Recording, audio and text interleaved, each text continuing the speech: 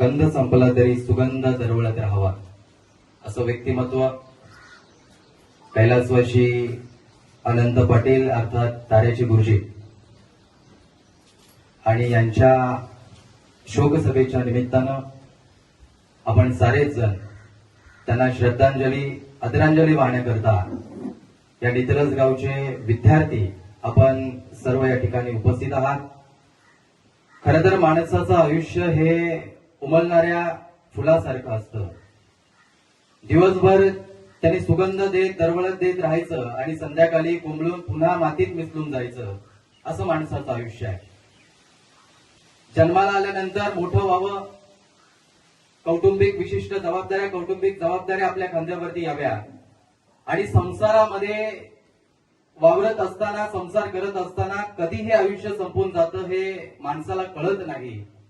असं आयुष्य नियती कधी कोणापुढे झुकत नाही. शेवटी एक दिवस प्रत्येकाला हे आयुष्य सोडून निघून जावं लागतं आणि त्याचप्रमाणे गुरुजी हे आपल्या सर्वांमधून निघून गेले, परंतु एक संदेश, एक मेसेज, एक शिकवण तुम्हा आम्हाला प्रत्येकाला ते देऊन गेले. एक शिस्तबद्धपणा, एक प्रामाणिकपणा आणि समाजामध्ये समाजहिताचं काम आपल्या हातून घडलं पाहिजे हा मुलाचा संदेश देणारे गुरुजी आपल्या साऱ्यांमधून निघून गेले, परंतु त्यांची आठवण मात्र आपल्या साऱ्यांनाच या ठिकाणी आहे.